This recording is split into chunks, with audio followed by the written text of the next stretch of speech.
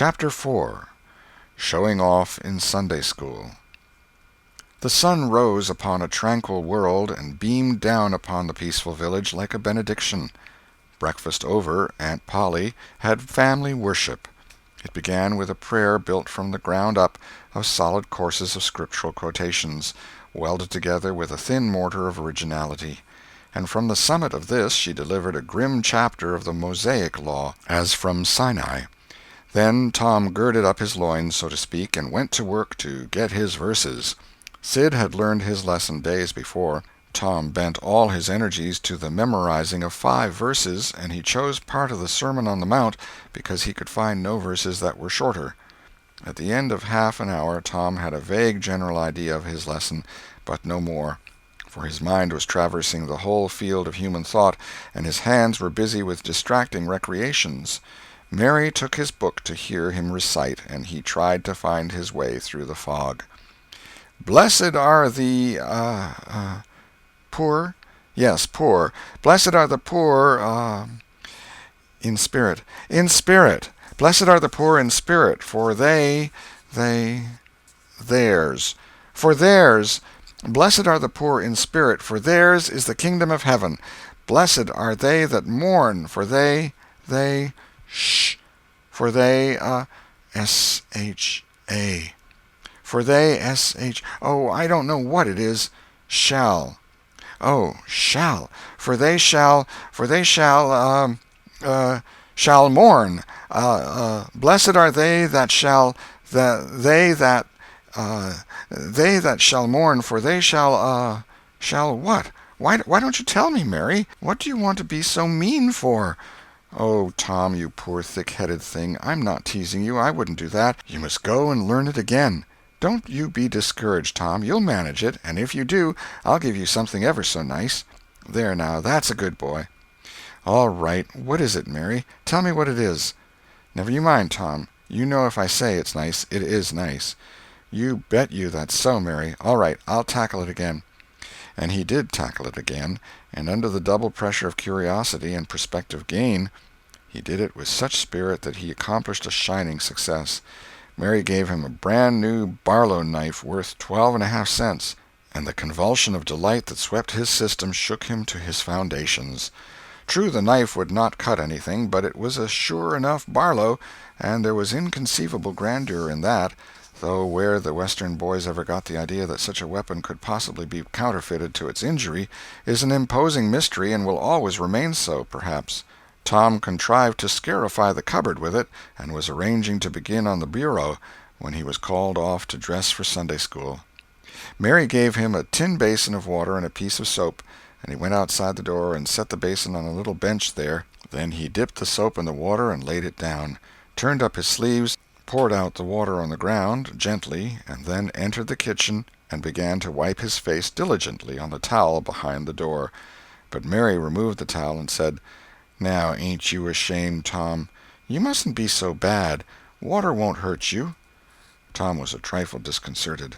The basin was refilled, and this time he stood over it a little while, gathering resolution, took in a big breath, and began. When he entered the kitchen presently, with both eyes shut and groping for the towel with his hands, an honorable testimony of suds and water was dripping from his face. But when he emerged from the towel he was not yet satisfactory, for the clean territory stopped short at his chin, and his jaws like a mask. Below and beyond this line there was a dark expanse of unirrigated soil that spread downward in front and backward around his neck. Mary took him in hand, and when she was done with him, he was a man and a brother without distinction of color, and his saturated hair was neatly brushed and its short curls wrought into a dainty and symmetrical general effect. He privately smoothed out the curls with labor and difficulty, and plastered his hair close down to his head, for he held curls to be effeminate, and his own filled his life with bitterness. Then Mary got out a suit of his clothing that had been used only on Sundays during 2 years. They were simply called his other clothes, and so by that we know the size of his wardrobe. The girl put him to rights after he had dressed himself. She buttoned his neat roundabout up to his chin, turned his vast shirt-collar down over his shoulders, brushed him off, and crowned him with his speckled straw hat. He now looked exceedingly improved and uncomfortable.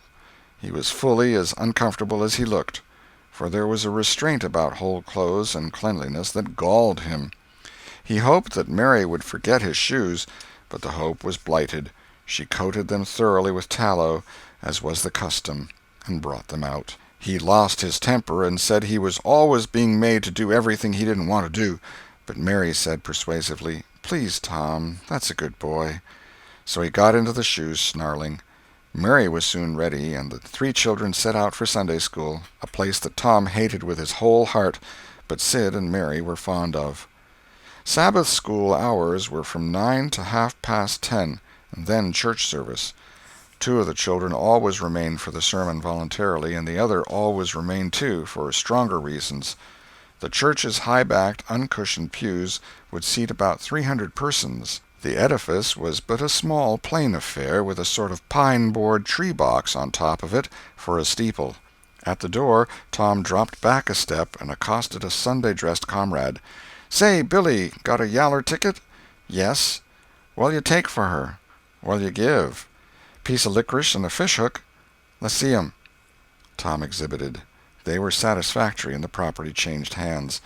Then Tom traded a couple of white alleys for 3 red tickets, and some small trifle or other for a couple of blue ones.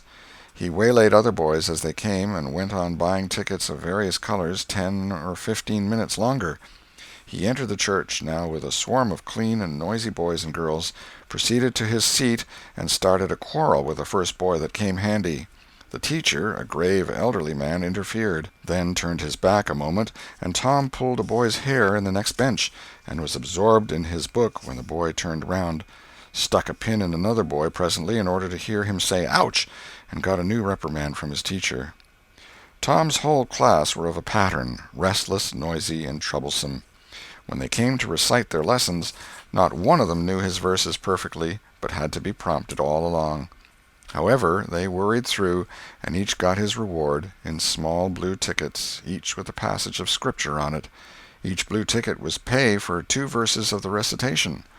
10 blue tickets equaled a red one, and could be exchanged for it.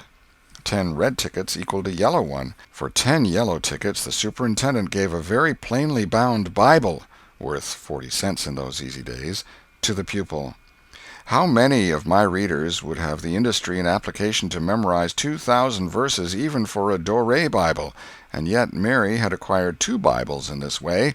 It was the patient work of 2 years. And a boy of German parentage had won 4 or 5. He once recited 3,000 verses without stopping. But the strain upon his mental faculties was too great, and he was little better than an idiot from that day forth. A grievous misfortune for the school, for on great occasions before company the superintendent, as Tom expressed it, had always made this boy come out and spread himself. Only the older pupils managed to keep their tickets and stick to their tedious work long enough to get a Bible, and so the delivery of one of these prizes was a rare and noteworthy circumstance. The successful pupil was so great and conspicuous for that day that on the spot every scholar's heart was fired with a fresh ambition that often lasted a couple of weeks. It is possible that Tom's mental stomach had never really hungered for one of those prizes, but unquestionably his entire being had for many a day longed for the glory and the éclat that came with it. In due course the superintendent stood up in front of the pulpit with a closed hymn-book in his hand and his forefinger inserted between its leaves, and commanded attention. When a Sunday school superintendent makes his customary little speech, a hymn-book in the hand is as necessary as is the inevitable sheet of music in the hand of a singer who stands forward on the platform and sings a solo at a concert. Though why is a mystery, for neither the hymn-book nor the sheet of music is ever referred to by the sufferer. This superintendent was a slim creature of 35, with a sandy goatee and short sandy hair. He wore a stiff standing collar whose upper edge almost reached his ears, and whose sharp points curved forward abreast the corners of his mouth, a fence that compelled a straight look-out ahead, and a turning of the whole body when a side view was required. His chin was propped on a spreading cravat, which was as broad and as long as a bank-note, and had fringed ends. His boot-toes were turned sharply up, in the fashion of the day, like sleigh-runners, an effect patiently and laboriously produced by the young men by sitting with their toes pressed against a wall for hours together. Mr. Walters was very earnest of mien, and very sincere and honest at heart, and he held sacred things and places in such reverence, and so separated them from worldly matters, that unconsciously to himself his Sunday-school voice had acquired a peculiar intonation which was wholly absent on week-days. He began after this fashion: "Now, children, I want you all to sit up just as straight and pretty as you can and give me all your attention for a minute or two. There, that is it. That is the way good little boys and girls should do. I see one little girl who is looking out of the window. I am afraid she thinks I am out there somewhere, perhaps up in one of the trees making a speech to the little birds." Applausive titter. "I want to tell you how good it makes me feel to see so many bright, clean little faces assembled in a place like this, learning to do right and be good," and so forth and so on. It is not necessary to set down the rest of the oration. It was of a pattern which does not vary, and so it is familiar to us all. The latter third of the speech was marred by the resumption of fights and other recreations among certain of the bad boys, and by fidgetings and whisperings that extended far and wide, washing even to the bases of isolated and incorruptible rocks like Sid and Mary. But now every sound ceased suddenly, with the subsidence of Mr. Walters's voice, and the conclusion of the speech was received with a burst of silent gratitude. A good part of the whispering had been occasioned by an event which was more or less rare, the entrance of visitors. Lawyer Thatcher, accompanied by a very feeble and aged man, a fine, portly, middle-aged gentleman with iron-gray hair, and a dignified lady who was doubtless the latter's wife. The lady was leading a child. Tom had been restless and full of chafings and repinings, conscience-smitten too. He could not meet Amy Lawrence's eye, he could not brook her loving gaze. But when he saw this small newcomer his soul was all ablaze with bliss in a moment. The next moment he was showing off with all his might, cuffing boys, pulling hair, making faces, in a word, using every art that seemed likely to fascinate a girl and win her applause.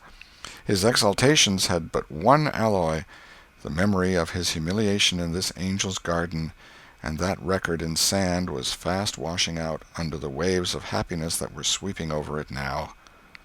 The visitors were given the highest seat of honor, and as soon as Mr. Walters's speech was finished he introduced them to the school.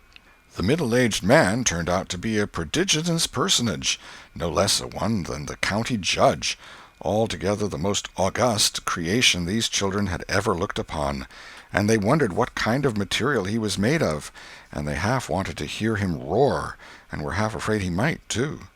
He was from Constantinople, 12 miles away, so he had traveled, and seen the world. These very eyes had looked upon the county courthouse, which was said to have a tin roof. The awe which these reflections inspired was attested by the impressive silences and the ranks of staring eyes. This was the great Judge Thatcher, brother of their own lawyer. Jeff Thatcher immediately went forward to be familiar with the great man and be envied by the school. It would have been music to his soul to hear the whisperings, "Look at him, Jim, he's a-going up there. Say, look, he's a-going to shake hands with him. He is shaking hands with him. By jings, don't you wish you was Jeff?"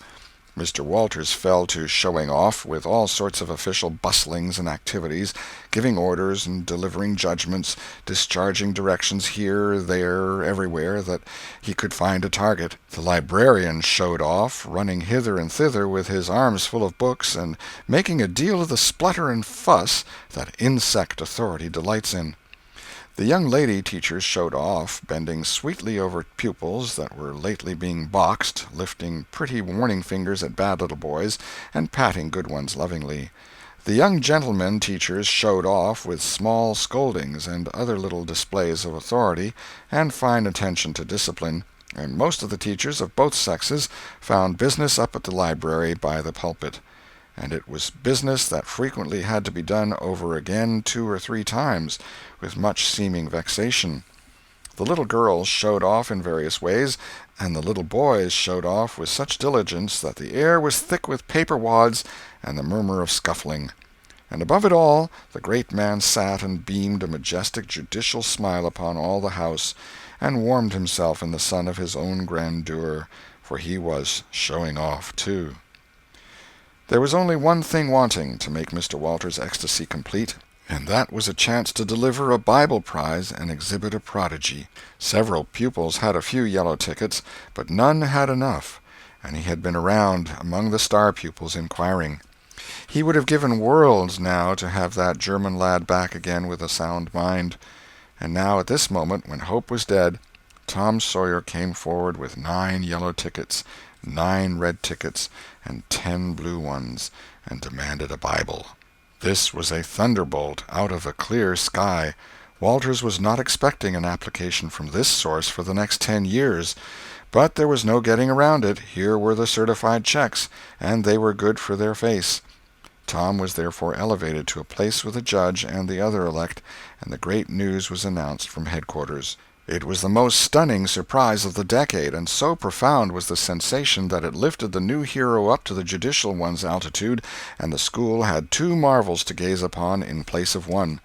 The boys were all eaten up with envy, and those that suffered the bitterest pangs were those who perceived too late that they themselves had contributed to this hated splendor by trading tickets to Tom for the wealth he had amassed in selling whitewashing privileges. These despised themselves as being the dupes of a wily fraud, a guileful snake in the grass. The prize was delivered to Tom with as much effusion as the superintendent could pump up under the circumstances, but it lacked somewhat of the true gush, for the poor fellow's instinct taught him that there was a mystery here that could not well bear the light, perhaps. It was simply preposterous that this boy had warehoused 2,000 sheaves of scriptural wisdom on his premises. A dozen would strain his capacity, without a doubt. Amy Lawrence was proud and glad, and she tried to make Tom see it in her face, but he wouldn't look. She wondered. Then she was just a grain troubled. Next, a dim suspicion came and went, came again. She watched. A furtive glance told her worlds, and then her heart broke, and she was jealous and angry, and the tears came, and she hated everybody. Tom most of all, she thought. Tom was introduced to the judge, but his tongue was tied, his breath would hardly come, his heart quaked, partly because of the awful greatness of the man, but mainly because he was her parent. He would have liked to fall down and worship him if it were in the dark. The judge put his hand on Tom's head and called him a fine little man, and asked him what his name was. The boy stammered, gasped, and got it out. "Tom." "Oh, no, not Tom. It is Thomas." "Ah, that's it. I thought there was more to it, maybe. That's very well. But you've another one, I dare say, and you'll tell it to me, won't you?" "Tell the gentleman your other name, Thomas," said Walters, "and say 'sir.' You mustn't forget your manners." "Thomas Sawyer, sir." "That's it. That's a good boy. Fine boy. Fine manly little fellow. 2,000 verses is a great many, very, very great many, and you never can be sorry for the trouble you took to learn them. For knowledge is worth more than anything there is in the world. It's what makes great men and good men. You'll be a great man and a good man yourself some day, Thomas, and then you'll look back and say, 'It's all owing to the precious Sunday school privileges of my boyhood. It's all owing to my dear teachers that taught me to learn. It's all owing to the good superintendent who encouraged me and watched over me and gave me a beautiful Bible, a splendid, elegant Bible, to keep and have it all for my own, always. It's all owing to right bringing up.' That is what you will say, Thomas, and you wouldn't take any money for those 2,000 verses. No, indeed you wouldn't. And now you wouldn't mind telling me and this lady some of the things you've learned. No, I know you wouldn't, for we are proud of little boys that learn. Now, no doubt you know the names of all the 12 disciples. Won't you tell us the names of the first 2 that were appointed?" Tom was tugging at a buttonhole and looking sheepish. He blushed now, and his eyes fell. Mr. Walters' heart sank within him. He said to himself, "It is not possible that the boy can answer the simplest question. Why did the judge ask him?" Yet he felt obliged to speak up and say, "Answer the gentleman, Thomas. Don't be afraid." Tom still hung fire. "Now I know you'll tell me," said the lady. "The names of the first 2 disciples were David and Goliath." Let us draw the curtain of charity over the rest of the scene. End of chapter 4. 4. 4.